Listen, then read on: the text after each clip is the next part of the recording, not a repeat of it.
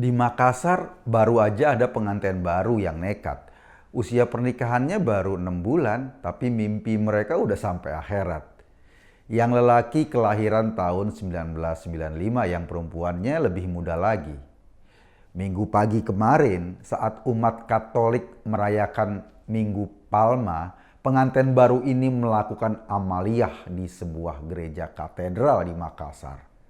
Akibat ulahnya kita terguncang, Indonesia sekali lagi tercoreng oleh keberingasan mereka.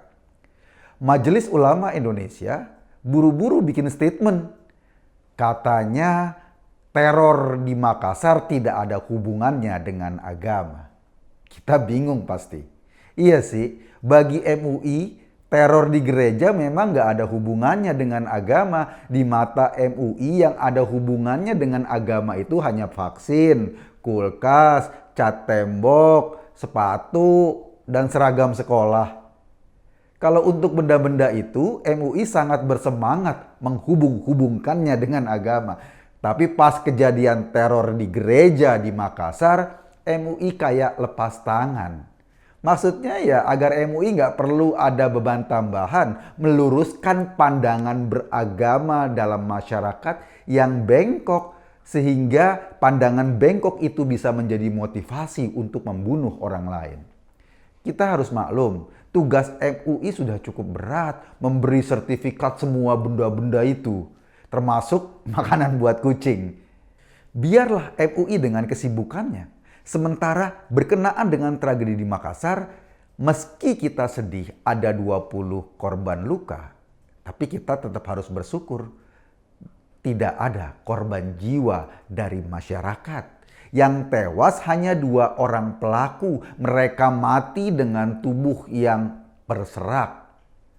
Menurut keyakinan kelompok ini, pelaku lelaki katanya nanti akan mendapatkan hadiah 72 bidadari di akhirat. Sementara yang perempuan nggak tahu dapat apaan. Mungkin cuma dapat Tupperware doang.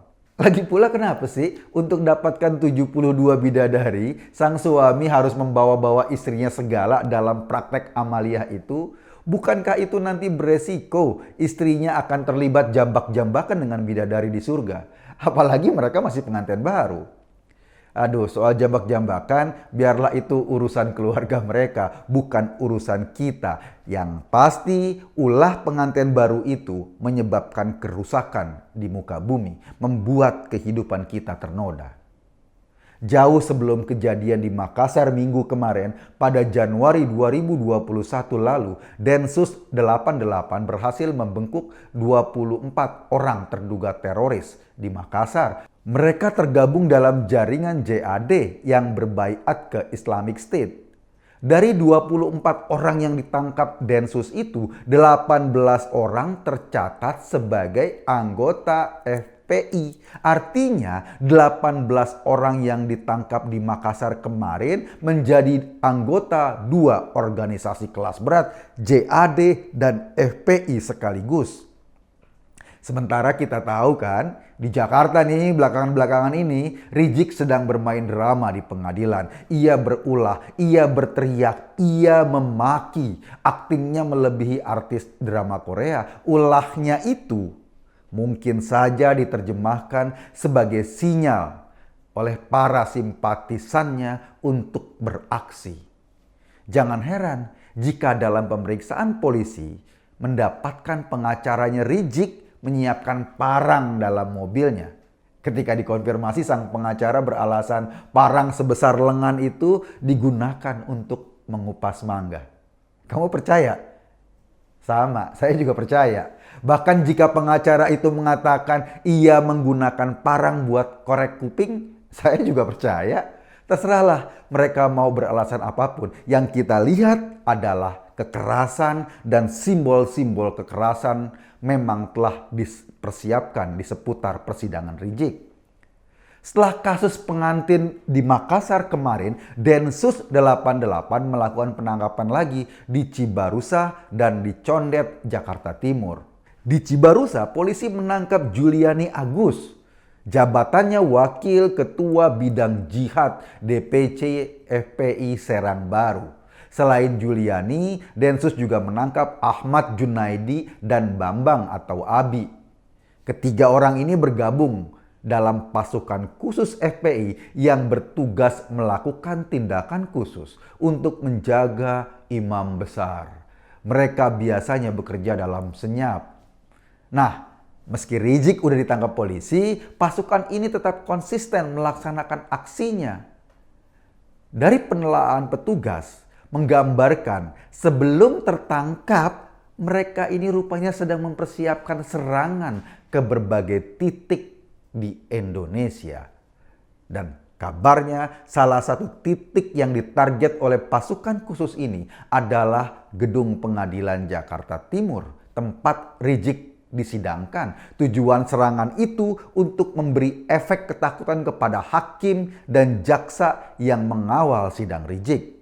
Pesan yang mau mereka sampaikan jelas, mereka ingin mengembangkan ancaman agar jaksa dan hakim tidak berani menegakkan keadilan di ruang sidang. Sepertinya bukan hanya Pengadilan Negeri Jakarta Timur yang menjadi target pasukan ini. Para anggota FPI yang tergabung dalam divisi jihad diminta untuk secara mandiri menyiapkan takjil.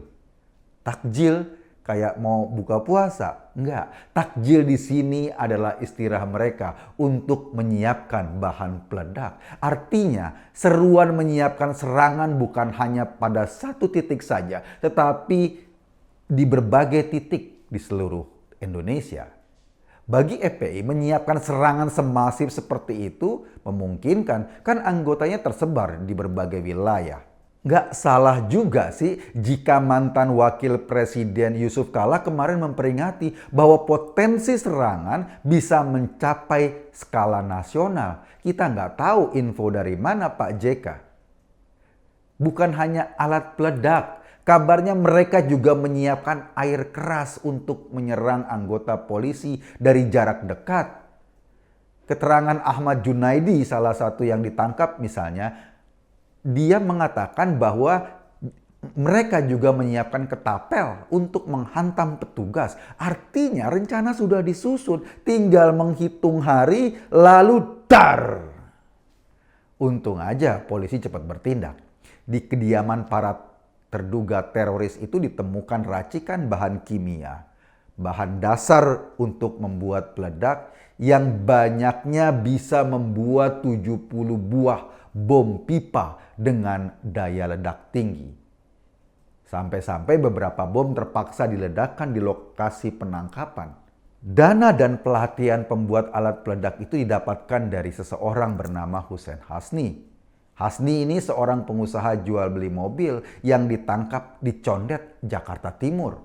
Ia juga terdata sebagai ketua divisi jihad FPI Jakarta Timur, lagi-lagi divisi jihad. Benar kata Gus Dur, FPI ini adalah organisasi teroris lokal. Mereka bukan lagi sekedar organisasi radikal, tapi sudah menjelma menjadi sekelas JAD. Pasukan-pasukan khusus diorganisir untuk membuat kekacauan. Pasukan sejenis ini juga yang kemarin menyerang petugas di jalan tol. Mereka dipersenjatai dengan senjata rakitan. Mereka berusaha membunuh petugas kepolisian yang menguntitnya. Untung aja polisi berhasil melawannya, sehingga akibatnya 6 orang anggota Laskar Khusus itu tewas. Kita patut sekali lagi mengapresiasi kerja cepat para petugas yang sigap menggagalkan semua rencana aksi besar para begundal ini. Para petugas itu selama ini menjadi sasaran nomor 1 para begundal yang berniat merusak Indonesia. Tapi kita tidak boleh hanya mengandalkan kerja para petugas itu saja.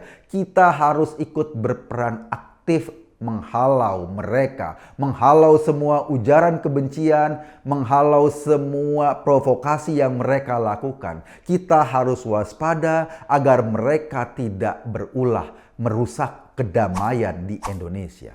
Sebab ini Indonesia kita, kitalah yang harus menjaganya. Terima kasih.